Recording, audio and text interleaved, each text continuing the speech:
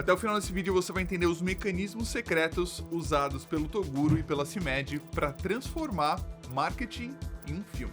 Antes de mais nada, para quem não me conhece, eu me mudei para Los Angeles há 6 anos para me tornar diretor aqui em Hollywood. Já fiz campanhas para o Google, para Uber, que foram ao ar durante o Super Bowl, para o Twitter e muitas outras grandes marcas. E eu também estou desenvolvendo meu longa-metragem aqui em Hollywood e já tive mentores como o Damien Chazelle, que ganhou um Oscar por Whiplash. Então vamos lá. De bate-pronto, o que a CIMAD fez não foi comprar um influenciador ou uma personalidade, foi comprar um IP. E o que é um IP? É uma propriedade intelectual, uma palavra muito dita aqui em Hollywood e que gera muita competição entre os grandes estúdios. Um IP, por exemplo, é o Star Wars. Um IP, por exemplo, é Hunger Games, Harry Potter. Todos esses grandes ecossistemas de mídia que são gerados através de uma única história, um único roteiro. O Toguro, por exemplo, tem a Mansão Maromba, tem o Sabor Energético, entre outros grandes memes, só que além do meme, existe uma propriedade intelectual, existe um produto que a CIMAD pode desenvolver com o Sabor Energético, com a Mansão Maromba. Então, tudo isso acaba construindo algo de muito valor, que já tem uma identificação muito grande por parte de um público muito grande também, e a CIMAD acaba comprando essa propriedade intelectual que já é comprovada que se conecta a milhões de pessoas no Brasil.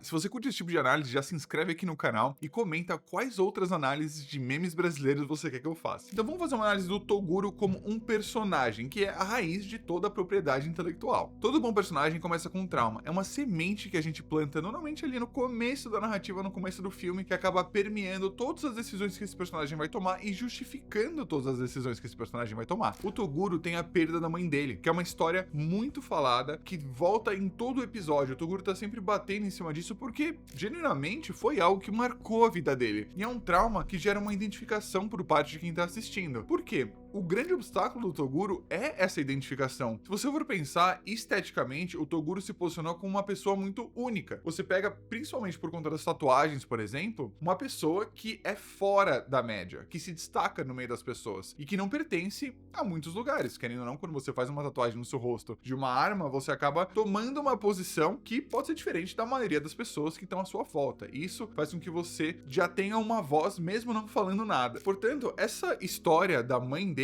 é muito importante porque ele é um ponto de identificação universal que o personagem do Toguro tem. E quando eu falo personagem aqui, gente, eu não acho que o Toguro tá fabricando essas coisas, eu acho que são coisas genuínas pra ele, e só por isso que acabou gerando identificação por parte de muitas pessoas. Mas, independentemente disso, são mecanismos que são usados aqui em Hollywood para contarem muitas histórias. E esse trauma é um dos principais mecanismos, porque, independentemente da fisionomia dele ou de uma polêmica ou outra que ele já tenha se envolvido, você tem esse trauma que é algo universal, que todo mundo da audiência consegue se conectar. Então, a gente começa com um dos grandes princípios de construção do personagem, que é o fantasma, o trauma. E aí temos o arquétipo do herói, né? A gente tá lidando aqui com a jornada do herói, que o Toguro tá no centro dela, e não é um herói qualquer, é um tipo de herói que chama herói do submundo. Até ele brinca com o pântano em muitos dos vídeos dele, em que é esse lugar obscuro, né? Em que ele se envolve ali com questões duvidosas, na verdade. Porém, a máxima disso é que ele vem de um lugar que é pouco usual, que é mal visto, na verdade, e que é obscuro, e que poucas pessoas saem de lá. Então, esse herói do submundo é um arquétipo muito forte, porque você acaba torcendo por ele de uma forma natural, porque ele vem de um lugar que é pouco provável que ele vá ser bem sucedido. Então, a grande sacada, o grande elemento de conexão aqui é que o Toguro entrou em um lugar que ele não era permitido entrar, por ele ser do submundo. Então, é isso que a CIMAD fez, foi criar esse espaço em que alguém que não pertenceria acabou pertencendo. Claro que a CIMAD tem o seu porquê nessa história toda, que a gente vai ver a seguir.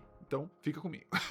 Mas antes de entrar na CIMAD, eu quero tocar um pouco no ponto da vida do Toguro que ele tava nesse exato momento. Muitos diriam que ele tá num momento all hope is lost, de forma não tão literal, mas o que é esse momento? Toda a esperança está perdida, né? É o momento em que o herói chega num ponto em que não tem mais volta, vai dar tudo errado. Como que ele comunicou isso? Através da aparência física dele. O Toguro, historicamente, ele era um bodybuilder, ele era conhecido, né, pelo shape inexplicável, foi o primeiro grande meme que ele lançou. Em busca do shape inexplicável era o nome do canal dele, até, se eu não me engano. E isso faz com que tenha sido um herói que tava no ápice da forma física dele, tenha, entre aspas, na visão do público, tá? Eu não tô colocando um julgamento em cima da aparência dele de forma alguma, mas na visão do público, você olha um bodybuilder e você olha o shape do Toguro hoje, são coisas muito contrastantes, coisas muito diferentes. Facilmente o público pode olhar pra isso e perceber, pô, o Toguro perdeu a mão, né? Ele se deixou levar aí, agora tem uma marca de bebida e tal, então tá bebendo muito, então ele tá meio que nesse momento em que a esperança foi perdida, né? Até o próprio Julião fala, tipo, não tem mais esperança, não tem mais como. E aí, com isso, gente, você enxerga um personagem que tá num momento, do pior momento, digamos, né? E esse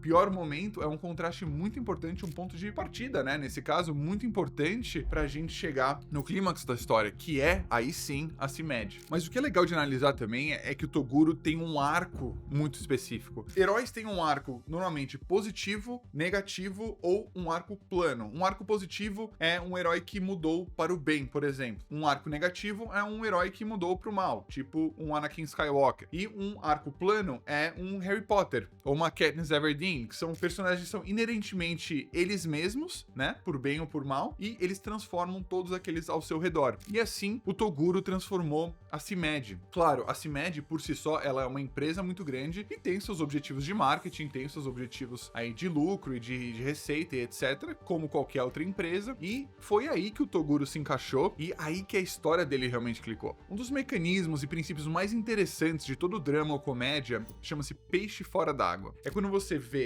uma pessoa que claramente não pertence àquele ambiente. Então você pega o Toguro e coloca ele em eventos corporativos, em sala de reunião da Faria Lima e discutindo questões de marketing, de empresa, etc, em ambientes que aparentemente ele não deveria pertencer, isso gera um interesse instantâneo do público. Eu acho que o que é mais genial no Toguro, eu tenho observado muito a tática e o método de entrevista dele. Que ele consegue entrar numa empresa que é uma farmacêutica, que era para ser o tema mais árido do mundo, e ele consegue transformar aquilo em algo que a gente tá sempre interessado, porque é como se algo errado estivesse para acontecer a todo momento, porque o peixe tá fora d'água, vai acabar o oxigênio dele, né? Tá lidando com grandes executivos, são pessoas que são muito diferentes dele. Só que o que o público tá ficando fascinado e tá gostando de ver é como o Toguro não é tão diferente dessas pessoas. Na verdade, o que o Toguro consegue trazer é uma autenticidade que antes essas pessoas não tinham, uma conexão com o público que essas pessoas não tinham. É um carisma, e eu acho que o método de entrevista dele é muito interessante também, porque se for analisar, ele raramente faz uma pergunta em cima da pergunta ou em cima da resposta de quem ele tá entrevistando. O que ele faz é, ele fala uma pergunta e ele fica aqui. Só que do nada, ele vai trazer um cara que tava aqui fora do frame pra conversa, fazendo uma pergunta completamente não relacionada ao que ele tava falando ali. Então, é como se fosse um TDAH utilizado para o bem, né? Para o engajamento. Eu acho que isso é uma genialidade dele, de ter essa capacidade de trazer pessoas para temas que são interessantes, são inusitados e inesperados. E quando você vê uma instituição tão respeitada quanto a CIMAD, por exemplo, dentro desse viés de alguma coisa pode acontecer, alguma pergunta pode atravessar da forma errada, você sempre quer assistir. E isso cria um engajamento que você tá vendo nos comentários dos vídeos dele, no sucesso que tá tendo essa série. Então, muito como a Marvel, por exemplo, o Toguro acabou criando esse multiverso de palavras e nomes e termos e lugares em que só quem segue o Toguro conhece. Porém, com o meme do sabor energético, isso transformou a sociedade brasileira em